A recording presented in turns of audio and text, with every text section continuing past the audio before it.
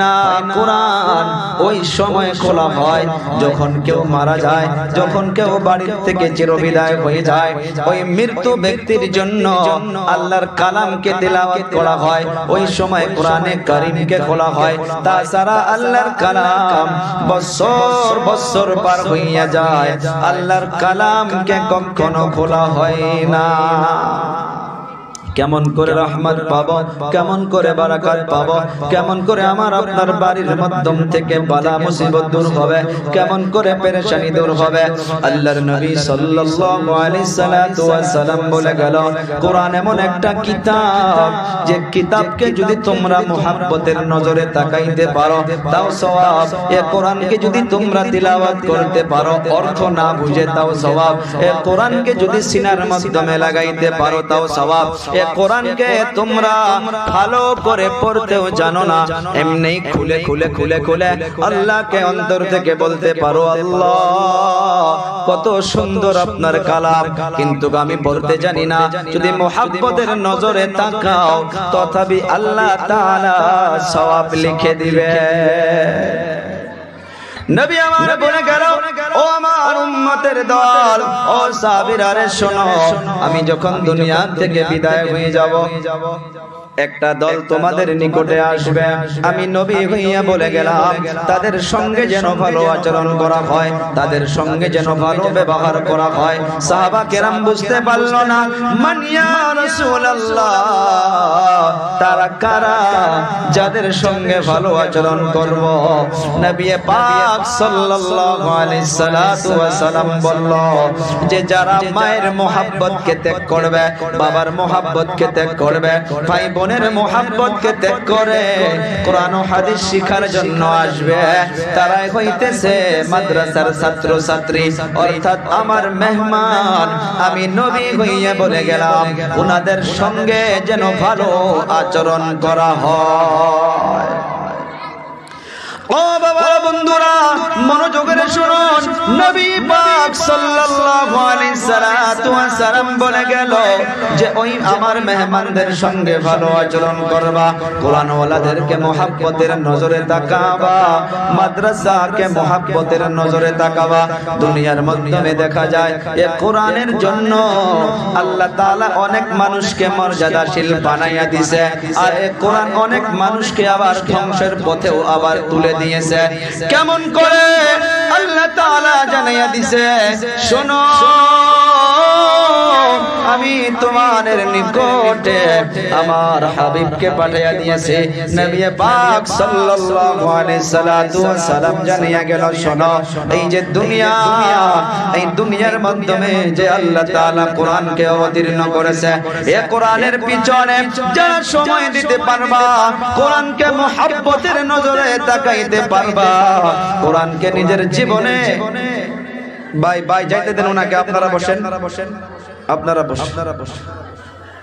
কোরআনকে যদি মুহাব্বতের নজরে আমি আপনি নিতে পারি, অনেকগুলো ওয়াকিয়াত পাওয়া যায়। এই কোরআন মানুষকে নিম্ন শ্রেণী থেকে মর্যাদাশীল বানায়া দেয়। এই কোরআন যে মাসের মাধ্যমে অবতীর্ণ হয়েছে ওই মাসের দাম আল্লাহ বাড়াইয়া দিয়েছে। এই কোরআন যে দেশের মাধ্যমে, যে শহরের মাধ্যমে আল্লাহ তাআলা অবতীর্ণ করে, যে জায়গার মাধ্যমে অবতীর্ণ করেছে, যে রাত্রের মাধ্যমে অবতীর্ণ করেছে, ওই রাত্রের দাম আল্লাহ বাড়াইয়া দিয়েছে। আমি আপনি শুনেছি রমজান মাস, যে রমজান মাসে কেউ যদি একটা নফল আদায় করে, ওই নফলকে আল্লাহ তাআলা ফরজের সমতুল্য করে সওয়াব দান করে দেয়। একটা ফরজ আদায় করলে আল্লাহ তাআলা 70 গুণ বৃদ্ধি করে দেয়। কেন রমজান মাসের এত ফজিলত আল্লাহ তাআলা জানিয়ে দিল, শাহরু রমাদানাল্লাযী উনজিলা ফীহিল কুরআন। রমজান মাসের কেন এত দাম, কেন এত দাম? যে মাসের মাধ্যমে আল্লাহ তাআলা আল্লাহর কালাম কোরআনকে অবতীর্ণ করেছে। ও ভাইরা বন্ধুরা আমার, রমজান মাসে কোরআনকে আল্লাহ তাআলা নাজিল করার জন্য ওই মাসের দাম আল্লাহ তাআলা বৃদ্ধি করে দিল।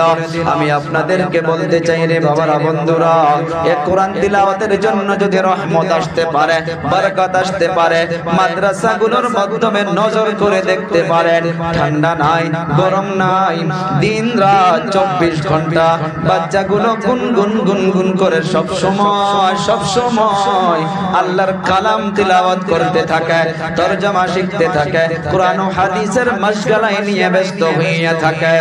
আল্লাহ তাআলা ওই জন্য এই আল্লাহর নবীর মেহমানদের জন্য সব সময় আল্লাহ তাআলা রহমত বরকত অবতীর্ণ করতেই থাকে। অনেক বড় একটা মিশন নিয়ে আপনারা দাঁড়িয়ে গেছেন, এই যে বানাত মাদ্রাসা কায়েম করেছেন। আমি একটা কথা শক্ত করে সব জায়গায় বলতেছি রে বাবা, আপনি তাহাজ্জুদ পড়েন, আপনি নামাজ পড়তেছেন, আপনি দিনরাত জিকির করেন, তাসবিহ করেন, আল্লাহ তাআলা আপনার তাহাজ্জুদ পড়ার পর, আপনার নফল পড়ার পর, আপনার জিকির ও আজকার করার পর বাড়ির মাধ্যমে যখন চলে যাবেন, ওই মা যদি আপনার রান্না বান্নাটা যদি এমনি নামাজ ছাড়া করে, ওযু ছাড়া করে, আপনাকে বিসমিল্লাহ ছাড়া রান্না করে খেলায়, পাক না পাক কোনো কিছুই না বোঝে, ওমন ভাবে বেনামাজের হাতের খাইতে আল্লাহ তাআলা সর্বপ্রথম আপনার নফল ইবাদতকে কেড়ে নেবে, তারপর আল্লাহ তাআলা সুন্নাতকে কেড়ে নেবে, তারপর ওয়াজিবাত গুলো কেড়ে নেবে, তারপর ফরজের মাধ্যমে হামলা করবে। নবী আমার বলে গেল, সতর্ক হইয়া যাও, ফরজের মাধ্যমে যখন আল্লাহ তাআলা হামলা করবে, তারপর এমন অবস্থা হইতে পারে আখিরি সময় কালেমাও নসিব না হইয়া দুনিয়া থেকে বিদায় হয়ে যাইতে লাগতে পারে। ও ভাইরা বন্ধুরা, মাদ্রাসা বানাত কায়েম করেছেন এই দুনিয়ার মাধ্যমে রে বাবা। এই যে বোনদেরকে, ভাগ্নীদেরকে এখানে আপনারা জমা করেছেন, আমরা শুনেছি, জেনেছি, একটা সময় তো এমন ছিল এই জমিনের উপরে মা বোনদের কোনো ইজ্জত ছিল না, মা বোনদের কোনো সম্মান ছিল না। দুনিয়ার মাধ্যমে যখন কোন কন্যা সন্তান জন্ম হইতো, একটা গোত্র ঘুরে রাখতো, দেরি করে নাই, কন্যা সন্তান জন্ম হওয়ার সাথে সাথে ওই কন্যা সন্তানটাকে লগে লগে ওই মাটি দিয়ার সাথে সাথে দুনিয়া থেকে বিদায় করে দিত জামানে জাহিলিয়াতের মাধ্যমে। কিন্তু আমার আপনার নবী সাল্লাল্লাহু আলাইহি সাল্লাতু ওয়াস সালাম तमाम উম্মতকে মেসেজ দিয়ে দিলেন, শোনো, ওয়া ইদাল মাউউদাতু সুইলাত বিআইয়ি যামবিন কুতিলাত। আল্লাহ তাআলা আয়াত নাযিল করে দিয়েছে, ও আমার বান্দা, দুনিয়ার মাধ্যমে শোনো, যারা এমন ভাবে সন্তানকে জীবিত দরগর করবা, সন্তানকে জিন্দা কবরের মাধ্যমে পুঁতিয়া দিবা, আমি আল্লাহ তাআলা ঘোষণা করে দিলাম, কাল কিয়ামতের দিবসে আল্লাহর কাঠগড়ায় দাঁড়াইয়া দাঁড়াইয়া একটা একটা করে জবাব দিতে হবে। একজন সাহাবী প্রথমে ঈমান কবুল করে নাই, ঈমান কবুল করার আগে উনি বিবাহ করার পর ওনার স্ত্রী যখন গর্ভধারিণী হইয়া গেছে, উনি বিজনেস করার জন্য, তিজারত করার জন্য অনেক দূরে চলে গিয়েছিলেন। স্ত্রীকে বলে গিয়েছে যে আমি চলে আসার আগে যদি আমার বাড়ির মাধ্যমে আল্লাহ তাআলা যদি কন্যা সন্তান দেয়, তাকে সাথে সাথে দুনিয়া থেকে বিদায় করে দিবা, আর যদি ছেলে সন্তান জন্ম হয় তাকে আমার মতো শিক্ষিত করে বড় করবা। স্বামী এই নসিহত করে, ওসিয়ত করে স্ত্রীকে বলে অনেক দূরে চলে গেল। অনেক বছর পর বাড়িতে আসার জন্য নিয়ত করেছে, উনি যে ওসিয়ত করে গেল, এদিকে বাড়ির মাধ্যমে আল্লাহ তাআলা ওনার স্ত্রীর গর্ভের মাধ্যমে আল্লাহ তাআলা একটা নেক কন্যা সন্তান দান করে দিছে।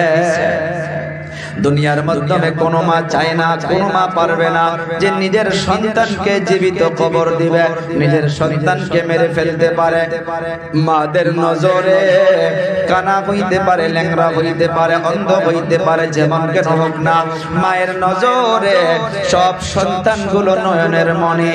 স্বামী বিদেশ থেকে ঘুরে আসার আগে কন্যা সন্তান আল্লাহ তাআলা দান করে দিয়েছে।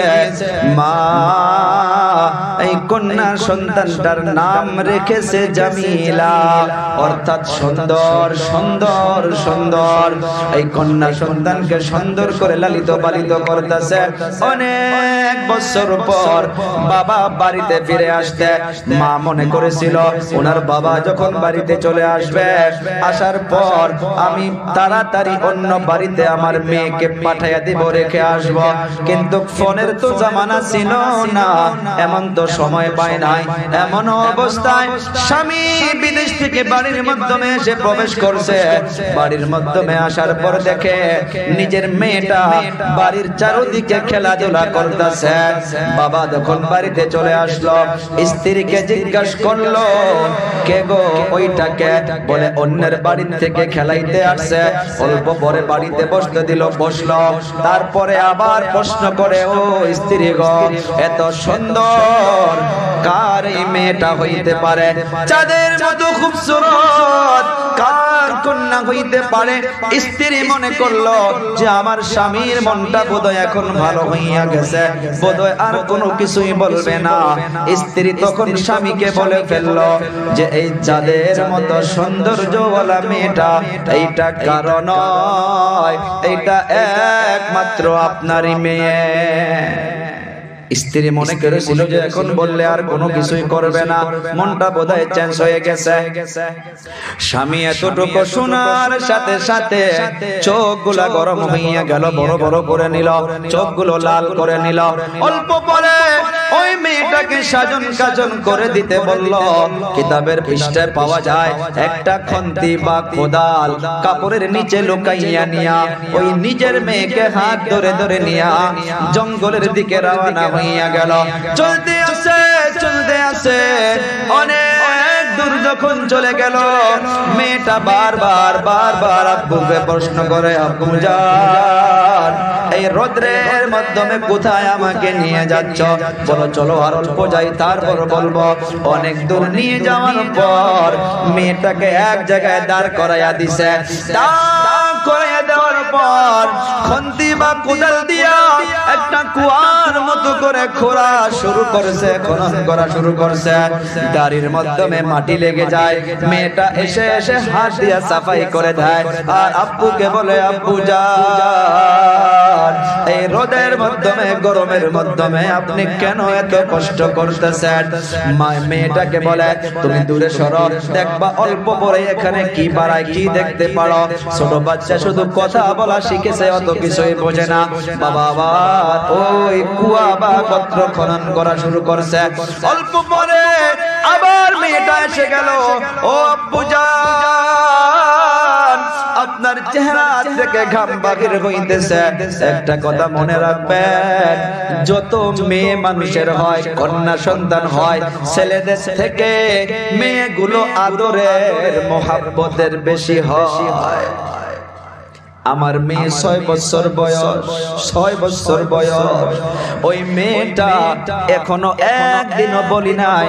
আমি যখন অল্প আরামের জন্য পালেঙ্গে ঘুমায়া পড়ি, ওনার বিবেক কি যে আব্বুজান কষ্ট করে করে জার্নি করে বেড়ায়। আজকে বিকাল বেলা আমি অল্প রেস্টের জন্য বিছনায় গিয়েছি, আমার 6 বছরের মেয়েটা এসে দেখি হাত দিয়া দিয়া আমার পা এমন ভাবে টিপে দিচ্ছে। মেয়েগুলো বাবা দরদি বেশি হয়, বাবা দরদি বেশি হয়, ছেলেগুলো হয় কিন্তু কম। বাবাগুলো বাজার থেকে যখন চলে আসে, ছেলেগুলো দেখবেন নাস্তা তালাশ করে, বিস্কিট তালাশ করে, আর মেয়েগুলো বাবার খানার কথা জিজ্ঞাসা করে। এই কন্যা সন্তানটা বারবার বাবাকে বলতেছে, আব্বু জান ঘাম বাহির হইতেছে, এই রোদ্রের বেলা কষ্ট করতেছেন, কেন এত কষ্ট করেন, কেন এত কষ্ট করেন? বাবা আবার বলে, ও মা তুমি অল্প দূরে সরে থাকো, অল্প পরে দেখবা এখানে কি বাহির হবে। আবার গোত্র খনন করা শুরু করেছে। যখন গোত্রটা খনন করা হইয়া গেছে, নিজের মেয়েকে ডাকে, রে মা আয় আয় আয়, দেখ এখানে কি দেখা যায়। মেয়েকে যখন ডাক দিল, মেয়ে দৌড়ে আসার পর আপন বাবা ধাক্কা মেরে মেয়েটাকে ওই গোত্রের মাধ্যমে ফালাইয়া দিল। ফালাইয়া দেওয়ার পর মাটি দিতেছে। মেয়েটা বারবার ডাকছে, আব্বু জান জীবনে কোন জায়গায় পরিচয় দেব না যে আপনি আমার বাবা বা আমি আপনার মেয়ে। ও আব্বু জান জীবনটা ভিক্ষা চাই, আমাকে মেরে ফেলেন না। ইনি তখন ইসলাম কবুল করে নাই। যখন ইনি এই কাজটা করেছিল তখন মুসলমান হয় নাই, ইমানদার হয় নাই। লাশ পর্যন্ত মেয়েটা বাবা বলে চিৎকার মেরেছিল, তাও বুকের মাধ্যমে অন্তরের মাধ্যমে অল্প মোহাব্বত হয় নাই। অল্প পরে মেয়েটা আব্বু আব্বু বলে ডাকতে আসে। অবশেষে একটা পাথর উঠাইয়া দূর থেকে ওই গাতার মাধ্যমে ফালাইয়া দিছে। যখন পাথরটা ফালাইয়া দিছে, ওই মেয়েটা নিচ থেকে জোর করে একটা আব্বু বলে একটা ডাক দিয়েছে। এইজন সাহাবী ঈমান কবুল যখন করে নবীর দরবারে এই কথাটা বলতে গিয়েছিল, ইয়া রাসূলুল্লাহ, ইয়া হাবিবাল্লাহ, আমার জীবনে এমন একটা বড় গুনাহ হয়েছে, আল্লাহ কি maaf করবে নাকি? নবী আমার বলেছে, যা গুনাহ করেছো, যা করেছো, যখন তুমি পড়েছো লা ইলাহা ইল্লাল্লাহু মুহাম্মাদুর রাসূলুল্লাহ, আল্লাহ তোমার সব গুনাহ maaf করেছে। তারপরেও চোখ থেকে কান্না বন্ধ হয় না। ও হুজুর, আমি এমন জীবনে একটা কাজ করেছি, আমার মেয়েটা আমাকে যে আব্বা বলে শেষে একটা ডাক দিয়েছিল, ওই আব্বা ডাকটা আজ পর্যন্ত আমার কানের মাধ্যমে আসতেই থাকে। নবী যখন এই পুরা ঘটনাটা শুনেছে, নবীর চোখের পানি ঝরঝর করে ছেড়ে দিয়েছে। নবী আমার বলে গেল, খবরদার শোনো। তারপর সারা দুনিয়ার উম্মতকে মেসেজ দিয়া গেল, ফারুক ভাইজান আপনাদেরকে বোধহয় বলে গিয়েছে, একটা কন্যা সন্তান হলেও আল্লাহ তাআলা জান্নাতের খুশখবরি দিয়েছে। দুটা কন্যা সন্তান হলেও আল্লাহ তাআলা জান্নাতের খুশখবরি দিয়েছে। তিনটা কন্যা সন্তান হলেও আল্লাহ তাআলা জান্নাতের খুশখবরি দিয়েছে।